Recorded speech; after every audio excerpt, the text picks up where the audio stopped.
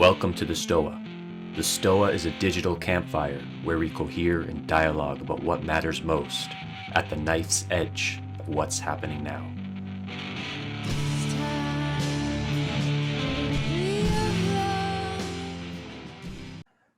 All right, welcome to the Stoa. I'm going to do some check-ins. I feel calm and grounded and grateful that Raven's going to run the show today because I'm a little too calm to focus on asking really good questions that Christopher deserves to be asked. So I'm Peter Limberg, the steward of the Stoa, and the Stoa is a place for us to cohere and dialogue about what matters most at the knife's edge of this moment. And today we have Christopher Life. And Raven will do a formal introduction on Christopher, and she'll lead the show today in the Q&A. And then they'll have a conversation, we'll have a Q&A, and then we'll close it up. And if everyone's okay, maybe we can stay just maybe 10 minutes after the hour. If not, we can end it at the hour if Christopher can't stay longer. That being said, I'll hand it over to our MC of the evening, Raven. Thank you, Peter. And thank you, Christopher, for being here today. So Christopher Life is the founder of a new American political party, One Nation, and the co-creator of the All-Win Leadership Academy. The first cohort of the academy graduated a few weeks ago, and I was fortunate enough to be a member of that group. I see Christopher and other leaders at One Nation doing something really bold and unique, and they're addressing material reality and the necessity for us to move beyond theory and actually into practice and mobilization in order to actually do systems change.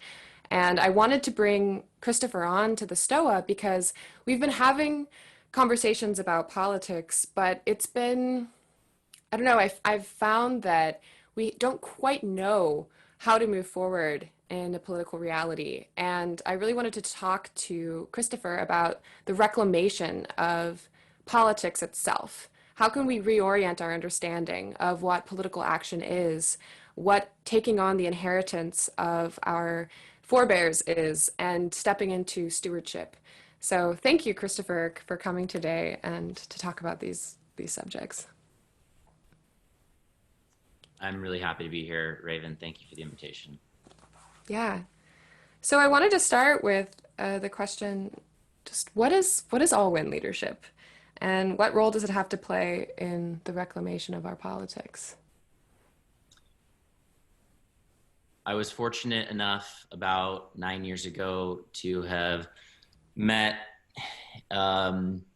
a kind of misunderstood, very intelligent man in Encinitas named Daniel Schmachtenberger that most people had never heard of before. And he became a very dear friend and a mentor. And I learned a lot from him before he was ever creating content that many of you were able to find. And we worked together in multiple capacities. And he helped open up a world of thinking, as well as deeply supported my own personal transformational process. And the center of all of that mentorship was around the notion of an omni-win-win world that would require us to be omni-considerate in order to create an omni-win-win world. And so all-win leadership is nothing more than omni-consideration and omni-win-win, as Daniel Schmachtenberger would articulate it. It's just packaged in a way that's accessible and palatable to the average person, and in a way that's not brought forward as a technical term or a theoretical or an intellectual term, but actually a practical concept that we can each strive to embody on a day-to-day basis, on a moment-to-moment basis, based upon the scales of influence that we have available to us, whether that's the one person in front of you, or a team that you work with in an organization, or if you find yourself with a larger capacity of influence over that domain that you have influence over, in service to us positively impacting all beings that we're able to have influence over. And win is a technical term, which I refer to as the augmentation of choice. So for someone to win is for them to win more choices. for someone to lose is to lose choices. So win isn't just a conceptual notion that doesn't really have a grounding rod. It actually has a very, very specific grounding rod, which is that augmentation of choice. So to live all win, to be all win, to be an all win leader is to live on a moment to moment basis with the intent and hopefully the capacity to follow through with that intent to some degree of efficacy, to be expanding the choices of those that we're impacting. And Forrest Landry's quote, which I'm sure many of you are familiar with, is love is that which enables choice. So when we talk about winning, we talk about the augmentation of choice. We're actually talking about a very practical manifestation of love in the world. And it's very powerful. It almost rips open the seams of our previous concept of love and of love in reality, where love moves from this notion of an attractive force to this fierce force of enabling choice.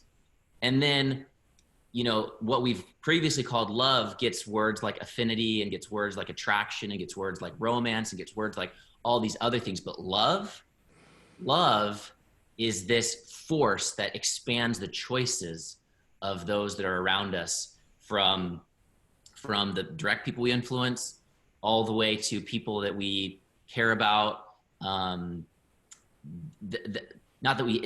People we care about that we might not directly know, all the way to life, animals, plants, et cetera, et cetera. So to be an all-in leader is to want to show up in a way that is opening up the choice of people across the world and throughout time. And that is a very sophisticated thing to orient to. That's why we call it an ideal that we aspire to. You don't have to know that every single choice you make is going to positively influence the expansion of choice of all beings throughout all time. But why not aspire to that? Why not use that as an ideal to practice and to vet your own choices against? And when you get feedback that your choices actually undermine the choice of others, why not use that as a way to realize that you're out of integrity with your embodiment of that ideal and have that positive feedback loop? And what would the world be like if hundreds of us, thousands of us, millions of us had this positive feedback loop of perpetually calibrating to our ability to be expanding the choices that others have available to them? Mm-hmm. Yeah, how do you feel like we can inspire people into this like kind of deep reverence and understanding of the significance of taking those types of actions? It seems like many of us are kind of at an impasse where even if we do have an impulse to do something, we haven't quite realized what right relationship with that impulse would be. And then there's many people who have just completely written off that type of action because the particular manifestations of politics that we see today are degrading, I think, what politics could be. And I'm kind of curious, like, how do you think that we can draw that type of inspiration out of people? Well, I feel like life is doing the vast majority of the initiating, which is good news because that's a tough one to be responsible for raising the consciousness of others. But the way that I feel like we play with as conscious co-creators with life herself is to help to crystallize the consciousness as it's raised and as it's emerging, so that people can ground what they're experiencing as their awareness expands. And so I think that having terms like all win and all in for all life, and having bodies of work around both of those things, and I do happen to have an unpublished book called All In for All Life and another one called All Win. Both of those will likely be coming out this year.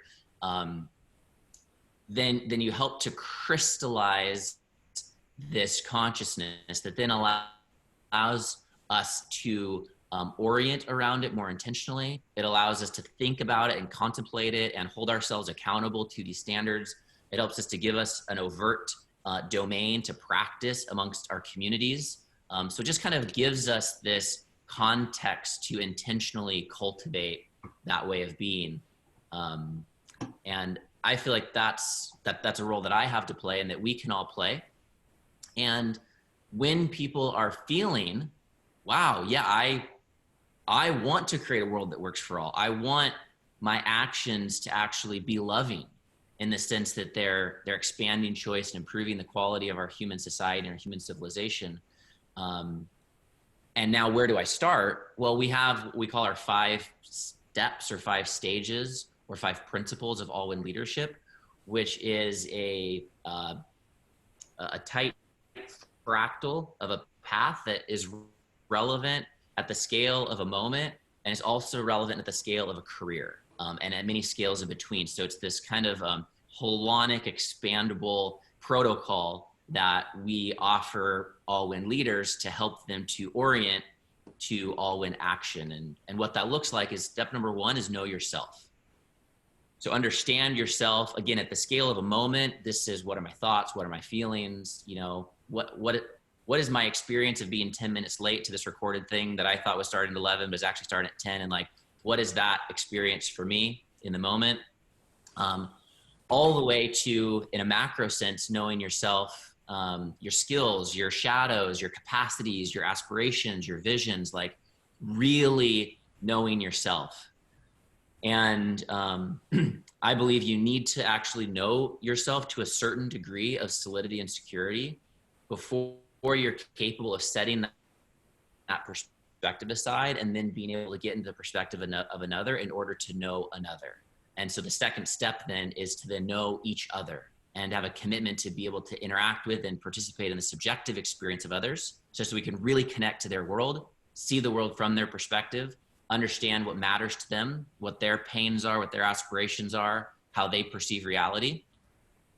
And that moves us into a relationship. It gets us into collective intelligence, because collective intelligence is really the interpenetration of our subjective experiences able to wire together as a super collective. So we need to know ourselves and know each other in order to experience that collective intelligence. And then that positions us to better know the world, because the world itself is massively complex. There's more to know about any aspect of the world than anyone will ever know. But through collective intelligence, we can better metabolize what is so, see the world from different perspectives. Says that one of the most spiritual things we can do is proactively pursue diverse perspectives. And one of the reasons for that is because that enables us to have a better understanding of reality. Because the more diverse perspectives we can look at reality through, the more different facets we're going to see and understand. And therefore, the better we're going to understand reality. And the more that we understand how reality is versus just how we think reality might be, the more effective we are to take action that's actually useful to the whole. And so that know the world then leads to the 4th step, which is to run all-win experiments, because it's not, all-win isn't something you can will. All-win isn't necessarily a direct act of volition. All-win is a context that you set up for yourself that you experiment within, and then you learn through the feedback loops and the results of what you generate and produce to actually verify what actually was omni-considerate, what was omni-win-win, because it's only through touching an idea of what might be all-win to reality itself, to that touchstone of reality, and then getting that feedback that you actually find out what did or didn't work in the way that you envisioned it might be. So we collapse all-win action into fully contextualized by all-win experimentation. So we're just constantly taking experiments, because if we connect to ourselves, each other, and the world, then it's going to naturally give us ideas on new possibilities, and we can convert those ideas into experiments. And that can be an experiment, again, that you can run in a moment, which is a humble form of action, because there's not this like confidence behind that action as though this is the thing that's going to work, but it's a play off of a line from the Tao Te Ching where Lao Tzu says the masters walk through life as though they're walking across a frozen brook. So that's this kind of like, well, I don't really know, but I think, and I'm confident I'm going to take an action. I put my confidence behind my capacity to generate experiments. On a moment-to-moment basis, I'm in relation with the feedback loops of life to verify what actually worked. And so we run that cycle of know yourself, know each other, know the world, run all-win experiments. And then the fifth pillar is empower other all-win leaders, which is basically the thing I talked about at the very beginning, which is initiating this crystallization of consciousness of people who are wanting to experience their own all-win leadership. And if you run those 5 steps, then something is going to start to emerge, and you're going to start to do things that are what I call creating paradise. Because to do something that's all win is to open up a beautiful possibility that wasn't actualized yet. It opens up something new, and I call that opening paradise. Choice gets opened up, quality of life gets opened up, new possibilities get opened up. And so as all-win leaders, we become paradise makers, and we want to make paradise the scale of our household. We want to make paradise the scale of the entire collective of humanity. And I guess that's what circles back around the conversation around politics, which I'm happy to actually jump right into that element, unless you'd like to ask a different question or go somewhere else. No, go ahead. Yeah. Yeah, that'll be an appropriate time to just circle back around with that final piece around the reclamation of politics. Mm-hmm. So as an all-win leader, devoted to creating paradise at every scale we can possibly influence, then we have to have a real serious conversation around power. And power is a topic that I don't cycle in all the game B conversations, although I care tremendously about it. It's just not the space that I spend. I don't read the content or watch the content, but I don't hear that this notion of power is really a central concept, but it's a critical concept, right? So power is the ability to achieve an intention. Oh, hey. Thanks, Alexa. So power is this ability to achieve an outcome. And so if we want to create a more beautiful world that our heart knows is possible, we have to take this power conversation extremely seriously.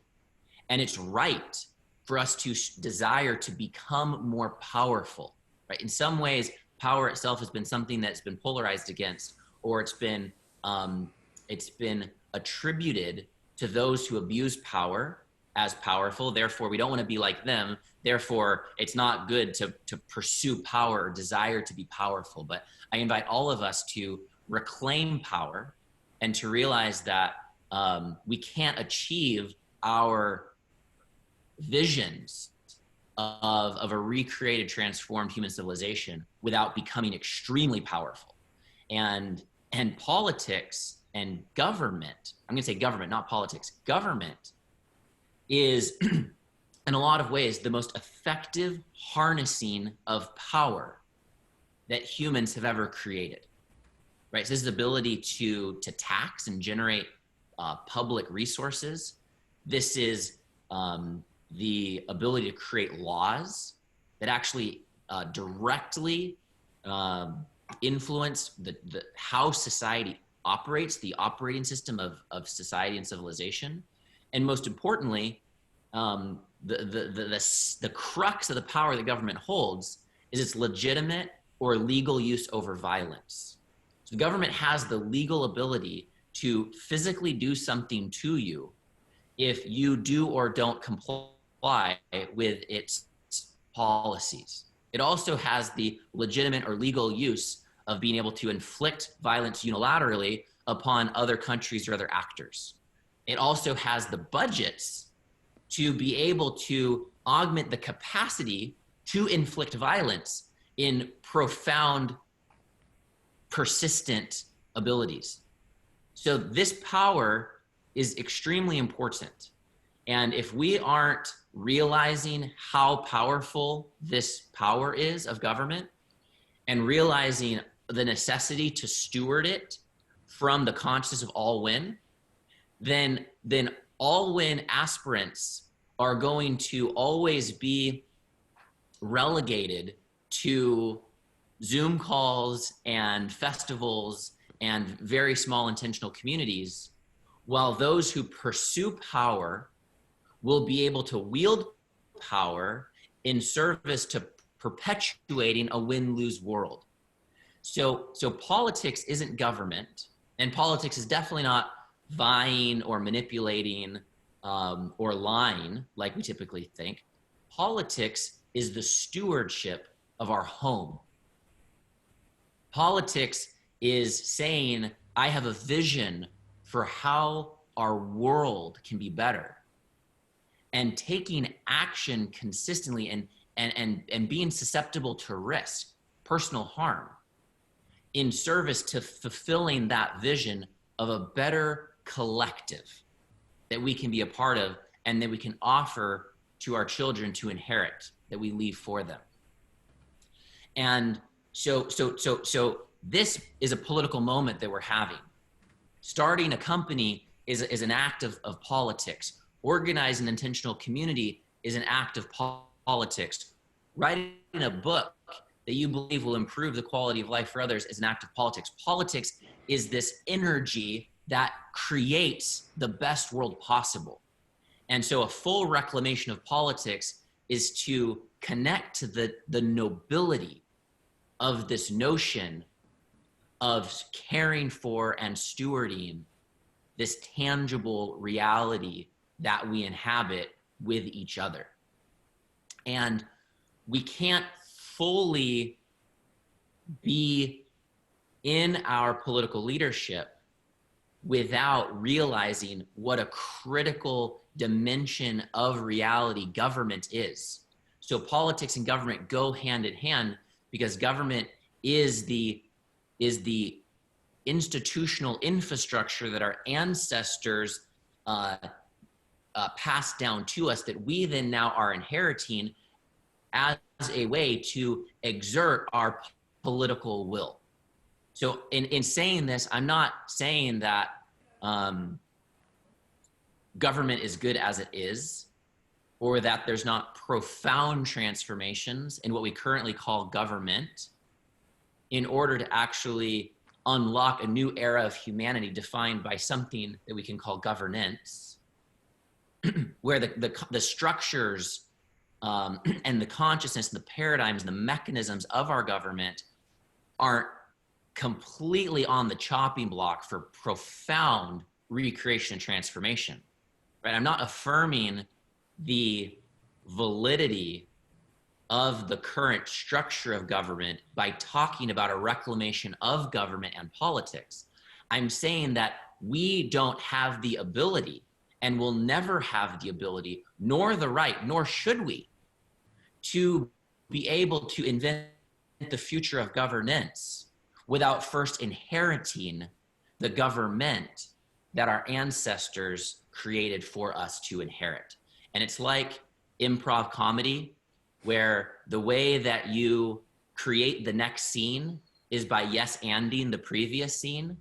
So if you're on a stand-up comedy troupe, it's not cool at all to think that what your partner just said before you was stupid, because that energy is going to drain the energy of that comedy troupe. But if you yes and what happened before, then it buys you the currency to inform where the scene goes from here. So this is an ultimate play of yes anding the past that's led to this moment in time, so that we actually qualify to be able to create what happens next.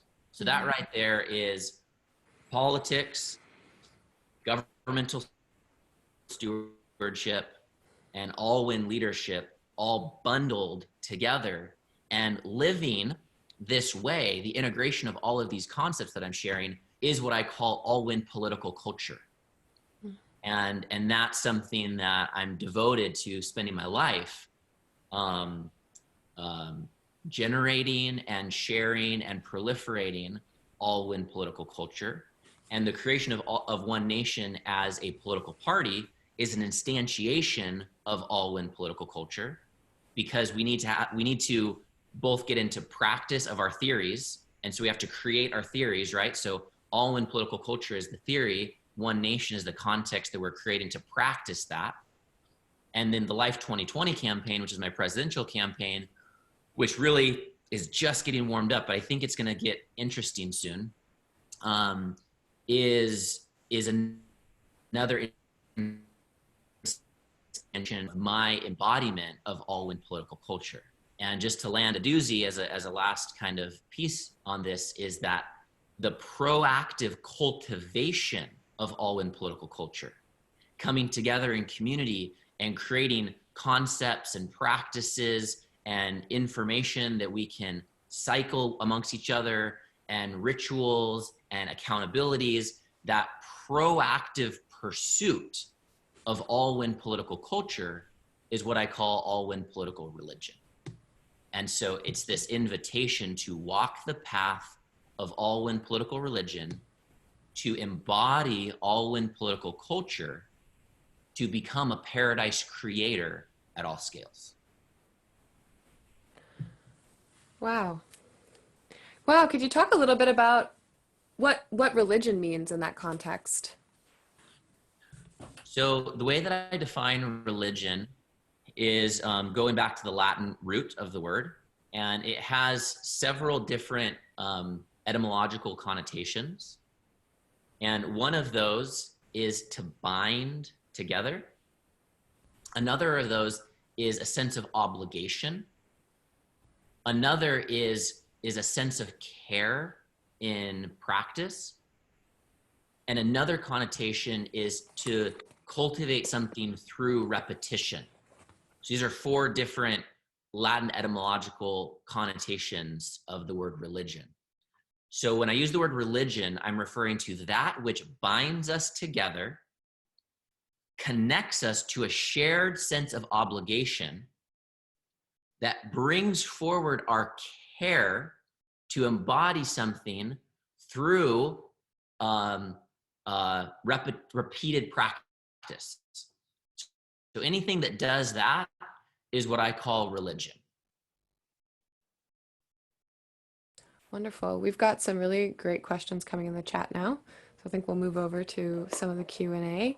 And yeah, if anybody has any questions, they can put them in the chat. And if Greg has questions, you should just unmute yourself and go ahead and indicate that you want to ask one, and don't have to worry about the chat, obviously. So we'll begin with Moritz? Maybe you can help me. Hello, brother. Moritz is fine. Hey, good to see you. Do you want to ask your question? Ask your question. What question did I have? Did I say something? Okay. Yeah, you did say something, but maybe it was in response to. I was just commenting on other people's comments and questions. Okay. Oh, yes. So you were commenting on Jacob.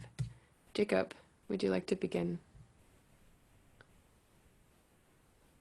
Well, I'm always a little reluctant because I feel like I'm sort of by default just adversarial, but I promise I mean it politely and I have all the best intentions.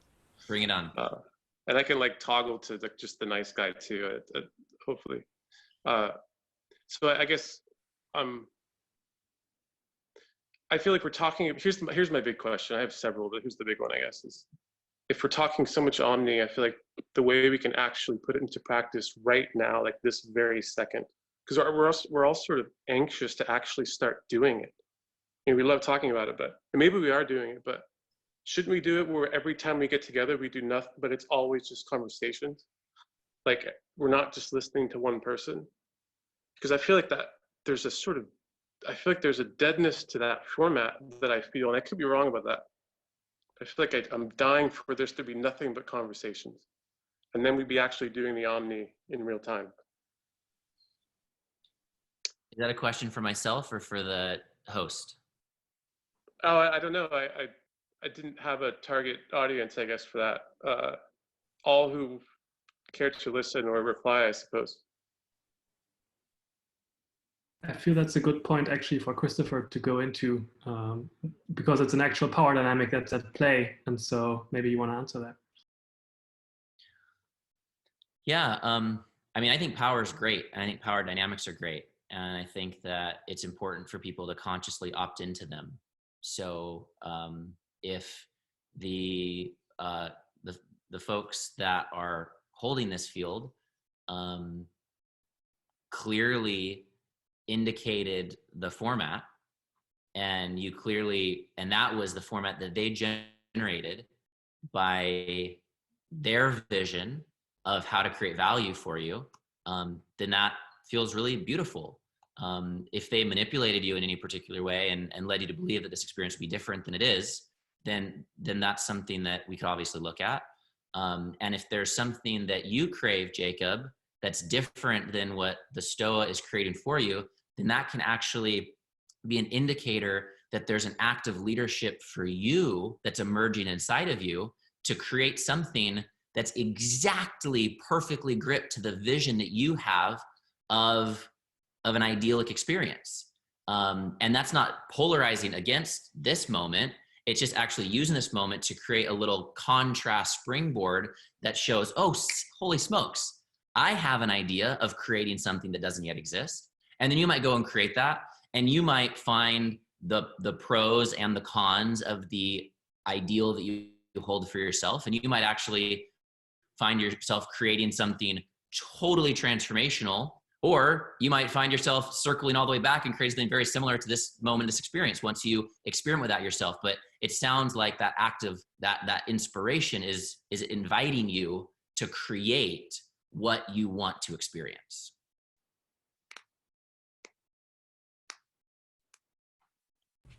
Yeah, great. Thank you. And then we have Anjan or Anjan. Would you like to ask your question? Hey, Christopher. My question is just that it's almost like I can't sometimes see what you're saying because there's so many connotations and associations that get conjured up by words like power and government and monopoly over. I think people in the chat brought up great points that maybe that is something you just have to accept, if not affirm, and kind of move forward if that's the first point to get to. I'm wondering if you're thinking about using different words or things like that can kind of better get your point across without the historical baggage. Yeah, this is something I kind of face. And I'm not sure what the path forward is. The path that I choose, although I'm not sure that it's the most effective path with reflections like this, but I'm probably going to keep choosing it because it feels right to me, is to shamelessly use terms that have this type of historical baggage in order to kind of light the fire of the historical baggage underneath it, kind of like an alchemical flame, to then like burn off the connotations that actually have created a sense of separation from it. I don't want to play into that separation. I want to play into people's belief that politics and government are inherently futile or immovable or things like that. I don't want to play into the way that we've polarized from our own sense of power in like reflected relationship to us polarizing against power in the world. So I kind of have a sick enjoyment of using terms that make people feel uncomfortable and then staying with them in that to notice what's actually coming up. Because ultimately this is about integration. And we can't do what we want to do without integrating all these different parts of ourselves in full wholeness. And government and politics and politicians and power and military and police and bureaucracy. If you believe,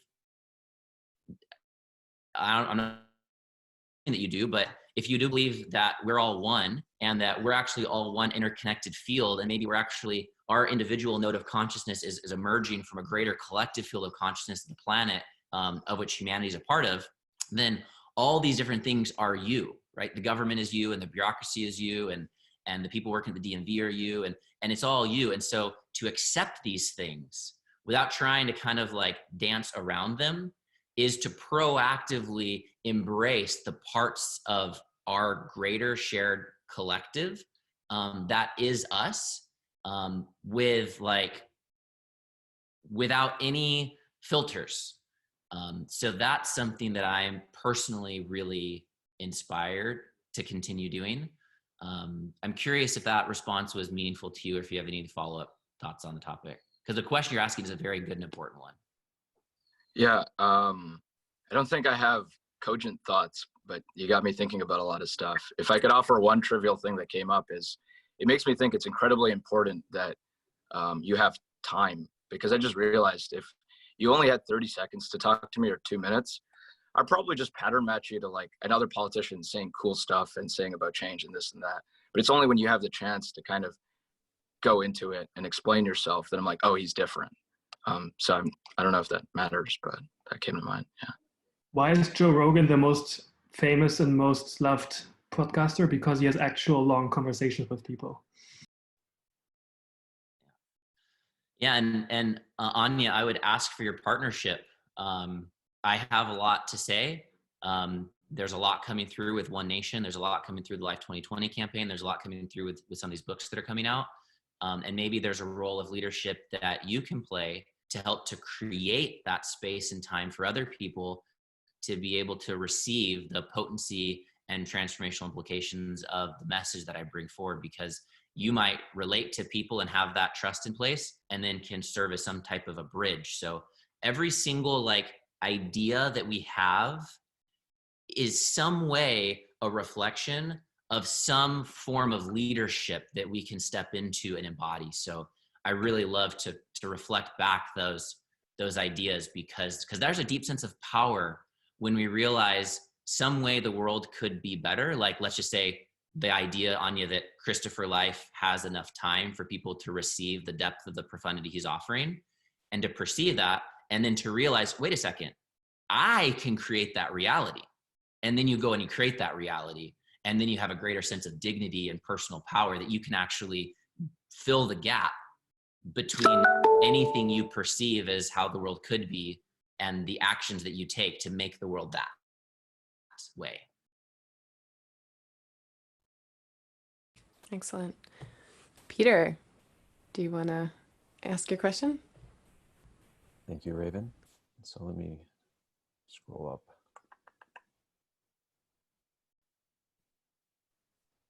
Where is it? Okay, I'll say it by memory. What do you think about training power literacy before pursuing actual power? Because I do agree with you. There's like this, a lot of communities, there's this sort of felt sense and kind of gesturing towards power is bad. But, you know, in order to get anything done, we need to have power, or at least the power to get something done. But how do we not get seduced by the trappings of power or the pathological versions of power once we start getting more power? Yeah. Thank you, Peter, for that question. And that's exactly where All Win comes in. So a commitment to All Win based upon the framework around it, and then accountability to oneself around that, and it being in a community of practice of other people, and a public statement of the standard of All Win leadership that we who are gaining power are committed to, being held accountable, so that we're constantly getting feedback loops and receiving the information from those feedback loops of how we can calibrate in a more refined way into that All Win way of being. And again, All Win references the expansion of choice. Expanding of choice references love. And so what we're actually talking about is having a overt, practical, tangibly relevant commitment to love. That then is the context and the consciousness by which we deploy our power. So that's the integration of love and power that you'll hear me talk about often as well. And so again, that's only going to be based upon the degree to which a person is holding themselves accountable to their own commitment of love. However, if you just fast forward several years or several decades or several generations, if we've normalized love as this, and then love and All Win kind of become synonyms, then, you know, buying organic food didn't used to be a thing until a couple of decades ago, and then you like normalize it. Now you've got a stamp, and now everyone can buy organic food, and you can have this some amount of optics into the you know, the manufacturing process of the foods that you eat. When we normalize love and create standards around it for our organizational leaders, our community leaders, our governmental leaders, then we're raising this normalization, accountability around love that then we check power against. And I do believe that we could create a future scenario where love and power are deeply integrated, and the mechanisms of civilization prevent people from accessing increased levels of power if they haven't manifested a consistent embodiment of increased levels of love. Mm. And I have a follow-up question. I really like that, like tethering this pursuit of power with love. So they're sort of like, it's anchored by it. And there's this term, I don't know if I'm pronouncing it right, pathocracy, about the people who currently get power, or sociopaths, psychopaths, all that type of stuff. So it selects for it. And that's a power that's not anchored in love. And so when you announce like, hey, we're coming to get some power, and then how do you not get on these people's radars so they just squash it like a bug? I think you have to build a true, prolific, embodied social movement that can withstand the attempts of squashing. This moment, these relationships, let's say I gain a little bit of power, and there's like stages of squashing, right? The first was kind of like slander and defamation and, you know, lies and stuff like that. So if tomorrow a whole bunch of stuff comes out about a bunch of misconduct that I've been, you know, accused of, that you don't feel matches the experience that we had, and that you're willing to investigate if that's true or not, rather than just accept it through poor sense making capacities, then that moment, Peter, where you questioned if that news bulletin was true, would be a manifestation that we'd sidestep some of the squashing effect because of the community and the relationships and social movement that we're building. Well, thank you. Excellent. And I want to get to Maybe's thoughts and then back to Jacob. So maybe would you like to unmute yourself and ask a question? Yeah, my question was just about like, I am really sympathetic to the idea that there's like a huge power structure, and ignoring it is not going to like amount to the same thing as reclaiming that power. I'm just wondering how you intend to do something different once you've reclaimed the power, so that we don't run into the same pitfalls and those like well-worn paths of corruption that seem to happen when big revolutions are like quote unquote successful. Yeah, at the structural transformational level, or at the transformation of our political structures that provides the answer to your question, we have a set of a platform of how to upgrade our democracy that makes our democracy less accessible to abuse of power. So there's profound increase of transparency, which that alone just eliminates the ability for public office to be used for abuse of power to a substantial degree. We're talking about transformation of sense-making processes and protocols, how decision-making is transformed from the vote to the conversation, right? So the vote is basically like a form of warfare that's nonviolent.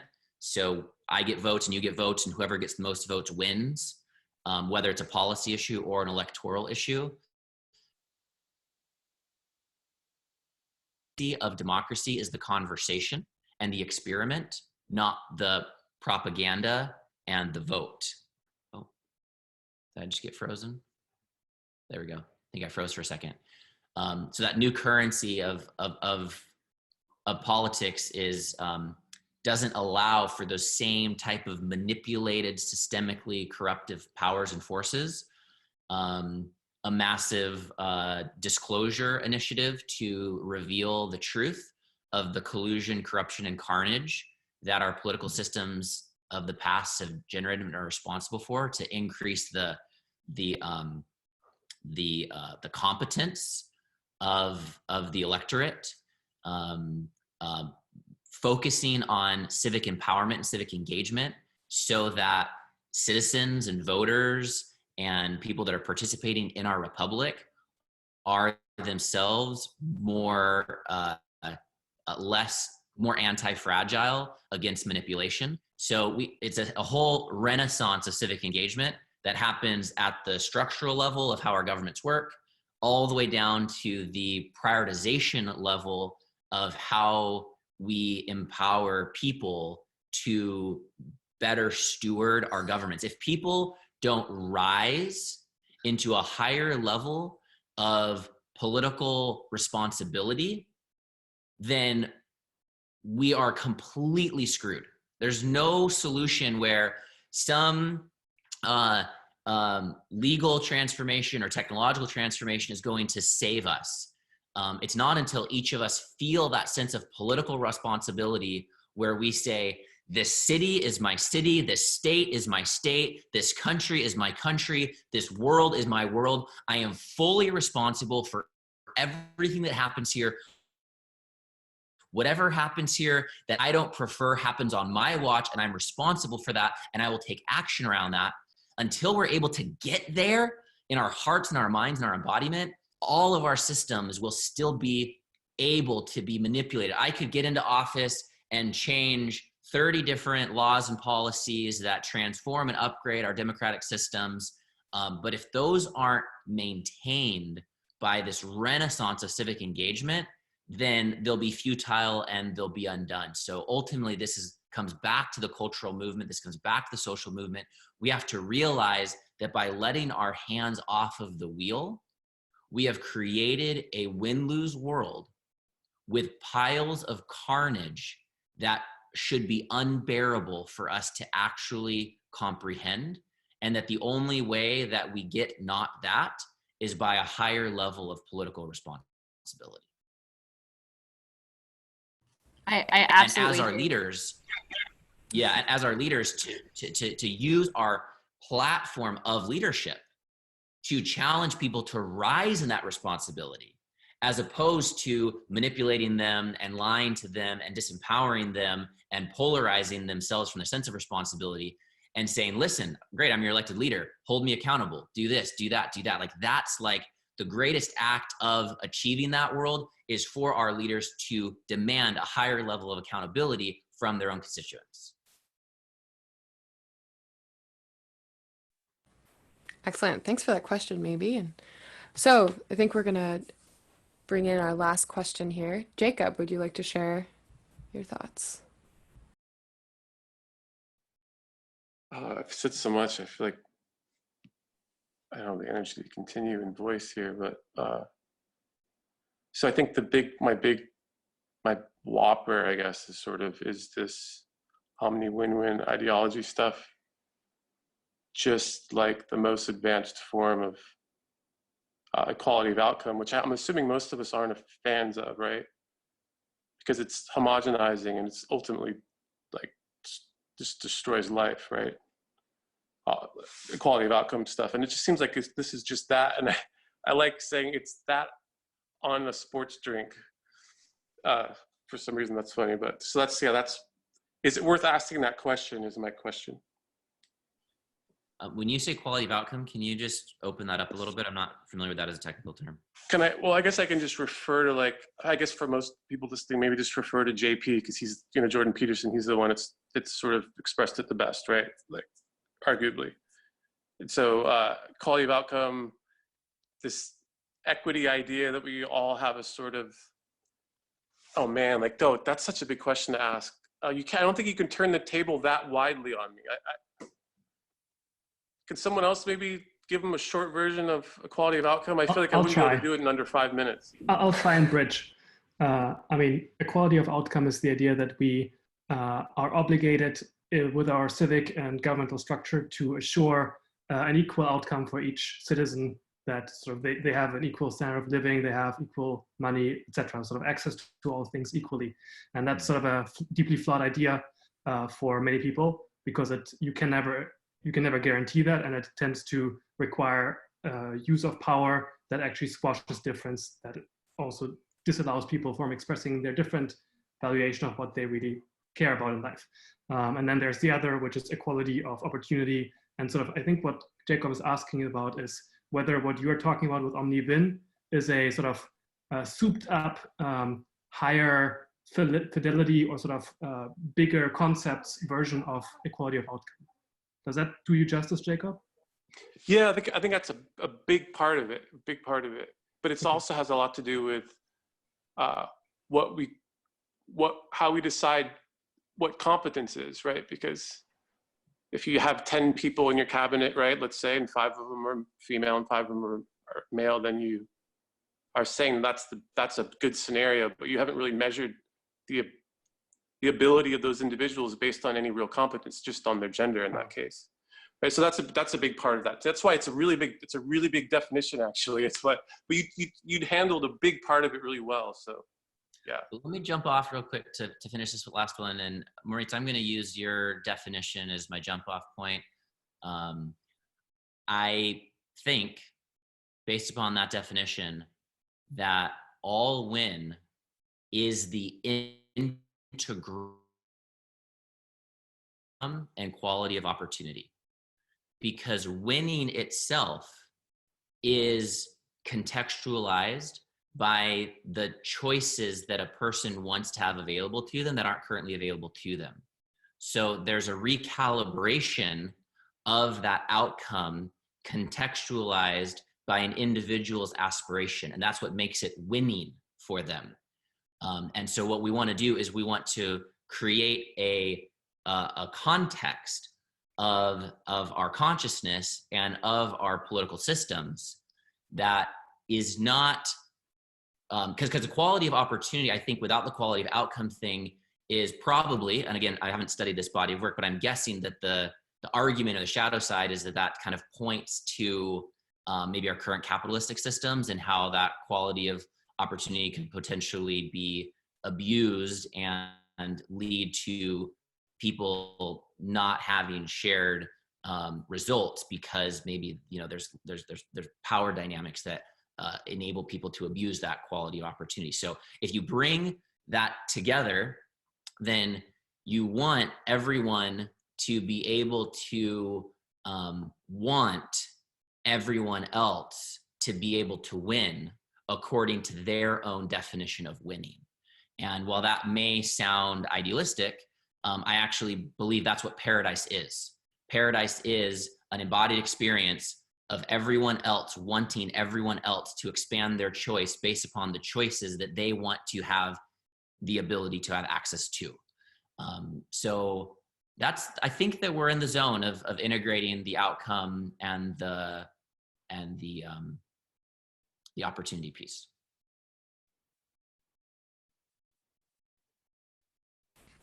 Great, thank you. Christopher, I would invite you to share any final words or statements that you would like to draw with us. Maybe tell us what's next for All Win or for One Nation. What's on the horizon? Oh yeah, great. So One Nation is a new political party. We've got a couple members of the political party on the call here.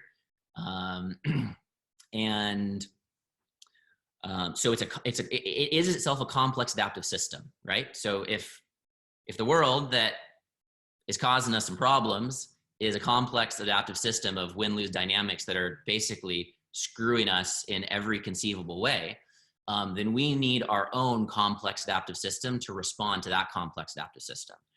So as a political party, we have the capacity to organize a large quantity of people to be able to work on all sectors and all domains, to develop new patterns and templates that inform how our redesigned all-win human civilization, while having the political power to move people into positions of local, regional, and national governmental stewardship, to be able to implement those patterns in those contexts according to their own, leadership capacities in that moment. So having a field of thousands of leaders stewarding government at all different scales, implementing a slew of transformational policies that result in deep societal transformation is the affordance that organized new political party gives us. So that seems relevant. So we're doing that. So you're welcome to go to onenation.party. I would love for you to read our website. We have like 8 pages under Learn More that articulate the kind of premise, concepts of our theory of change that I invite you to read. If that inspires you, I invite you to register as a member of One Nation. Again, registering of One Nation is the full cycle of, let's say you used to be a political activist and then you realize that that's never going to get the job done. And then so you became disheartened and you became like alienated and jaded and realized I'll never do that again. But then you realize that you're not actually exerting your own power and you're not actually being responsible for these systems. Now you're like, well, where do I go from here? Well, you register as a member of One Nation. That's how you complete that cycle and that process of reconnecting to activism and political stewardship. We have a policy research organization called Civilization Redesign. So if you're working on any templates or patterns or policies, you could apply to be a fellow of Civilization Redesign and benefit from certain types of support and infrastructure we're offering to our Civilization Redesign fellows. And we're moving our headquarters from San Diego to New Mexico. And we just leased a 40-acre property and we're building a collaborative village to steward, to house the next stage of the mission, so we can bring several dozen full-time collaborators in to be a fully embodied, actualized community of practice, practicing the principles of all-in leadership while practically building One Nation as a political party, as well as creating maximum exposure for the Life 2020 campaign, as well as other initiatives of social movement building. So if you're inspired by that, you can go to azurevillage.one. Thank you, Moritz, for putting that link in there. If you go to the bottom of that homepage, there's a little blurb that invites you into our info session, which is going to be tomorrow evening at 5:30 Pacific time. And you're invited to come for an hour and a half and learn more about Azure Village and about the possibility of you actually coming there for several months and being a part of this community of practice and helping us to further these systemically transformational political initiatives while practicing the all-win embodiment. So party, Civilization Redesign. Of course, if you're a funder, you're welcome to contribute to Civilization Redesign or One Nation Party financially if that inspires you. And just, if you're not on the email list, go to onenation.party and opt in so you can stay inside of that communication flow. And, we're in this all the way through. I've committed to 2 decades of full dedication to building and actualizing One Nation as far as it possibly can go based upon our theory of change. And any of you that feel resonant, I invite you on a multi-year or multi-decade journey with us, because it's going to take that time and energy and consistency to be able to build this complex adaptive system that has the ability to have a profound impact on transforming our world. And I invite your partnership on that journey. Thank you. Thank you, Christopher. Thanks for coming, and thank you for your flexibility. I just so appreciate it. And thank you for opening up this conversation at the STOA. And there's a lot of excitement about us maybe bringing you back or doing another event about this type of thing. So maybe we'll see you again sometime. Thank you so much for the invitation. It was a pleasure to be here, and I really appreciate each of you for listening and also for your really great questions and dialogue. Excellent. All right, Peter, take us away. Awesome. Thanks again, Christopher. Thank you, Raven, for the emceeing, and everyone for their excellent questions. Upcoming events, we have one today at 4 p.m. Eastern Time with Benjamin Boyce, and it's on gender transition and discourse. Just RSVP on the website.